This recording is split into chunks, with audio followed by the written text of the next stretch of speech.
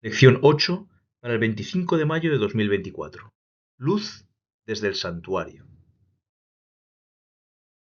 Lo principal de lo que venimos diciendo es que tenemos un sumo sacerdote que se sentó a la diestra del trono de la majestad en el cielo, y es ministro del santuario, de aquel verdadero santuario que levantó el Señor y no el hombre.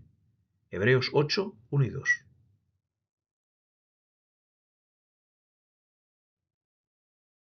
Cuando Jesús no regresó en 1844, tal como indicaban las profecías, de las 70 semanas y los 2300 días, fue necesario revisar las profecías. Y encontraron esto. Daniel 7 es una profecía donde a través de animales se hablaba de Babilonia, Medopersia, Grecia, Roma y que termina con una visión del juicio. Daniel 8, en la visión se encuentra también el imperio de Medopersa, el imperio de Grecia y el de Roma. Pero en lugar del juicio encontramos la purificación del santuario, lo que implica que el juicio y la purificación del santuario son el mismo acontecimiento. La purificación del santuario no era la segunda venida de Jesús. Si Daniel 8:14 y el juicio de Daniel 7, 9 y 10 anunciaban el mismo suceso, ¿qué santuario debía de ser purificado? Por otra parte, ¿qué juicio pudo haber comenzado en 1844? Veremos el verdadero santuario, la purificación, el juicio, la misericordia y la justicia, y finalmente el abogado e intercesor.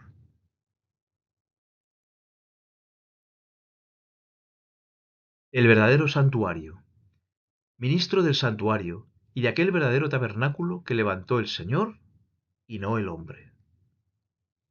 Si el santuario a purificar no era la tierra, ¿cuál era?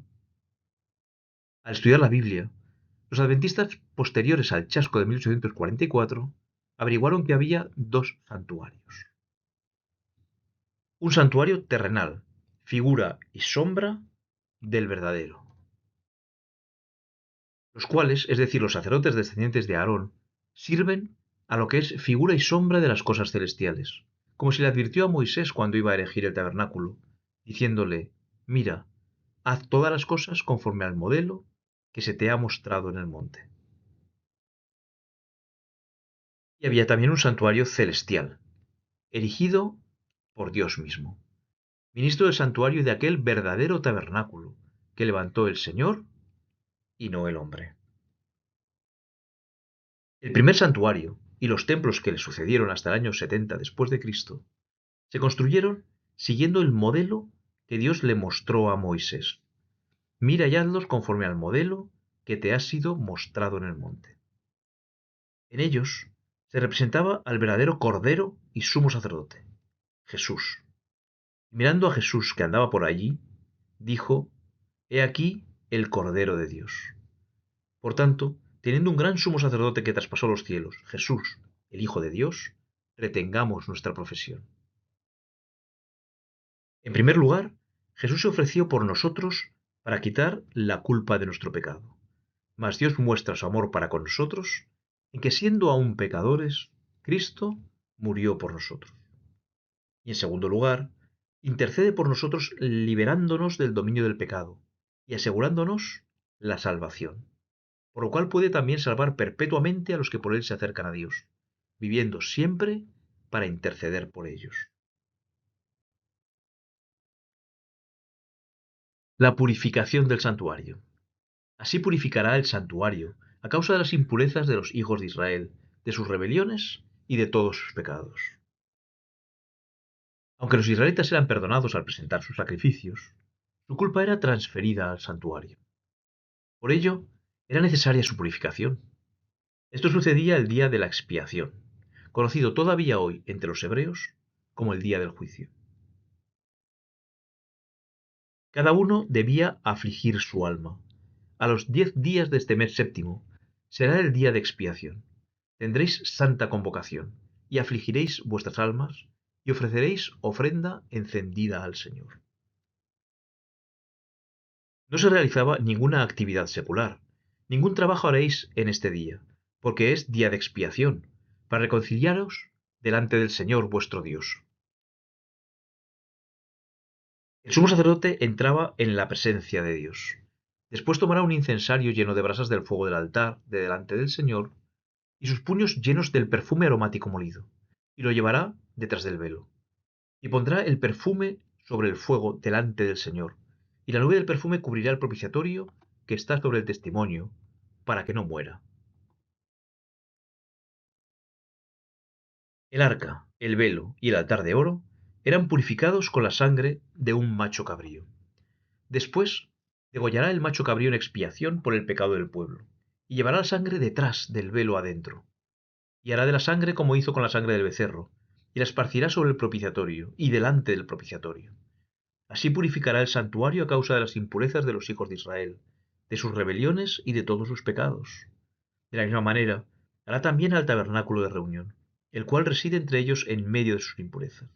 Ningún hombre estará en el tabernáculo de reunión cuando él entre a hacer la expiación en el santuario, hasta que él salga, y haya hecho la expiación por sí, por su casa y por toda la congregación de Israel. Y saldrá al altar que está delante del Señor, y lo expiará, y tomará de la sangre del becerro y de la sangre del macho cabrío, y la pondrá sobre los cuernos del altar alrededor, y esparcirá sobre él de la sangre con su dedo 7 veces, y lo limpiará, y lo santificará de las inmundicias de los hijos de Israel. Y hará la expiación por el santuario santo y el tabernáculo de reunión. También hará expiación por el altar, por los sacerdotes y por todo el pueblo de la congregación. Otro macho cabrío vivo llevaba las iniquidades a tierra inhabitada. Cuando hubiere acabado de expiar el santuario y el tabernáculo de reunión y el altar, hará traer el macho cabrío vivo, y pondrá a Aarón sus 2 manos sobre la cabeza del macho cabrío vivo, y confesará sobre él todas las iniquidades de los hijos de Israel, todas sus rebeliones y todos sus pecados, poniéndolos así sobre la cabeza del macho cabrío, y lo enviará al desierto por mano de un hombre destinado para esto. Y aquel macho cabrío llevará sobre sí todas las iniquidades de ellos a tierra inhabitada, y dejará ir el macho cabrío por el desierto. Quedaban finalmente limpios de pecado, porque en ese día se hará expiación por vosotros y seréis limpios de todos vuestros pecados delante del Señor. Si alguien no se afligía en ese día, arrepintiéndose de sus pecados, era cortado. Porque toda persona que no se afligiere en este mismo día será cortada de su pueblo. Y cualquier persona que hiciere trabajo alguno en este día, yo destruiré a la tal persona de entre su pueblo. Su destino se sellaba ese día. De igual modo, al acabar la purificación del santuario celestial, nuestro destino quedará sellado. Mientras tanto, hoy es el día de afligir nuestras almas, el día de la decisión, porque somos hechos participantes de Cristo, con tal que retengamos firme hasta el fin nuestra confianza del principio. Entre tanto que se dice, si oyeres hoy su voz, no endurezcáis vuestros corazones como en la provocación. El juicio. Decía con fuerte voz, temed a Dios y dadle alabanza, pues ya llegó la hora en que Él ha de juzgar. Adorad al que hizo el cielo y la tierra, el mar y los manantiales. Según la profecía, la purificación del santuario celestial, esto es, el juicio, comenzó en 1844.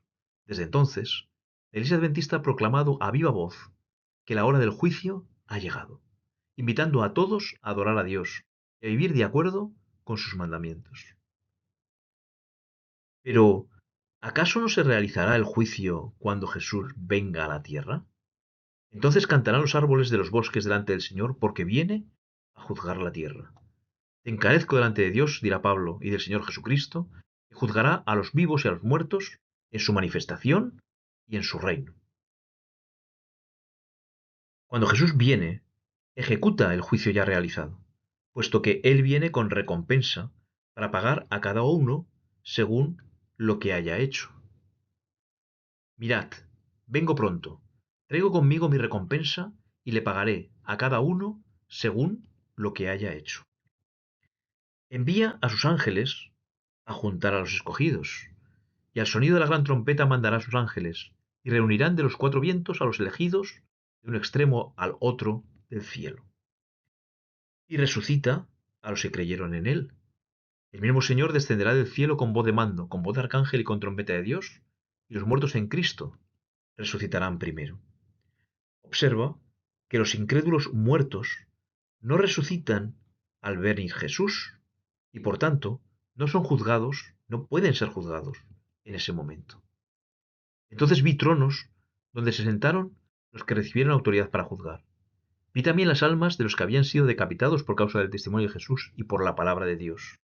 No habían adorado a la bestia en su imagen, ni se habían dejado poner su marca en la frente ni en la mano. Volvieron a vivir y reinaron con Cristo 1000 años.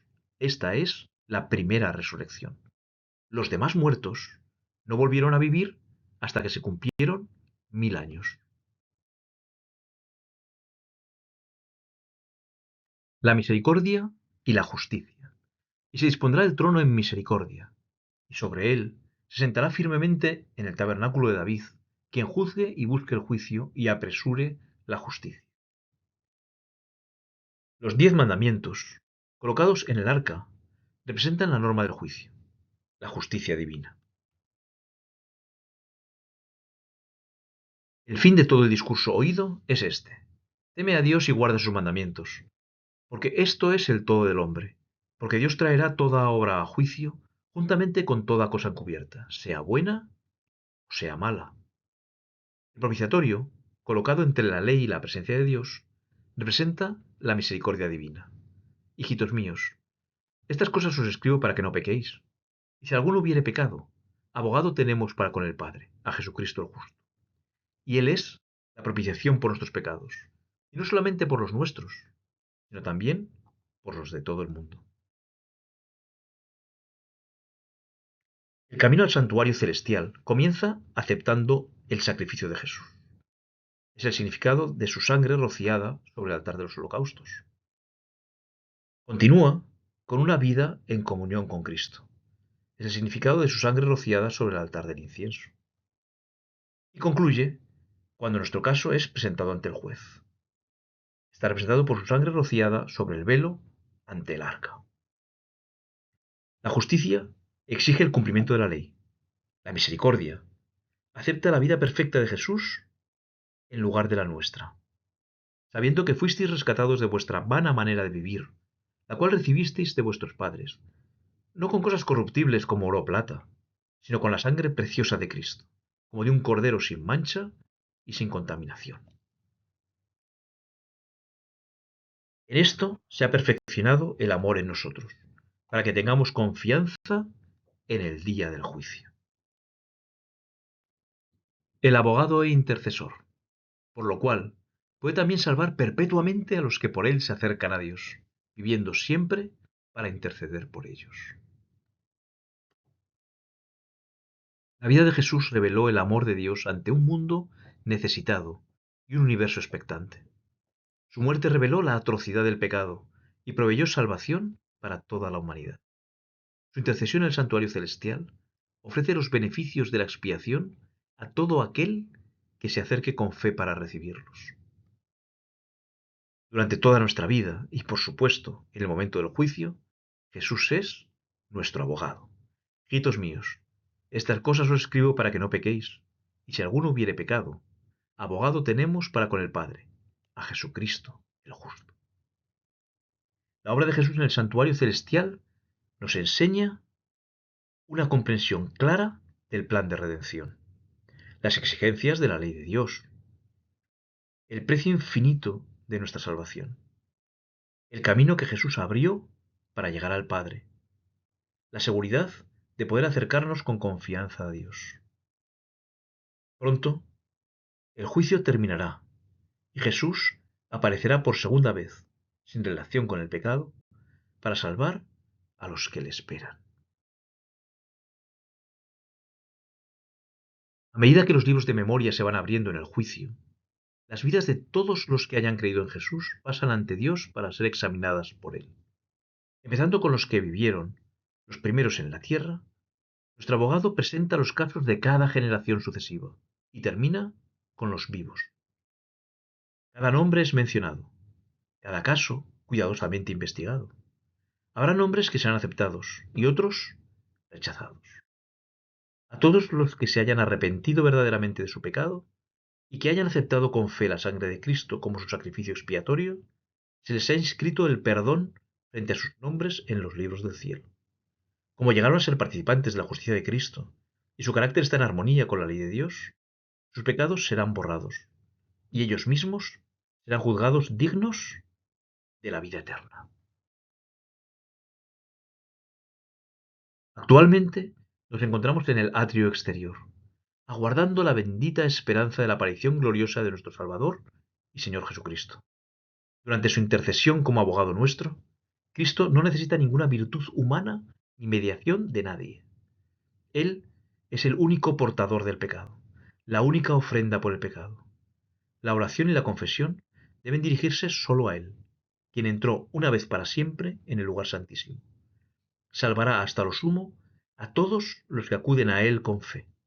Él vive constantemente para interceder por nosotros.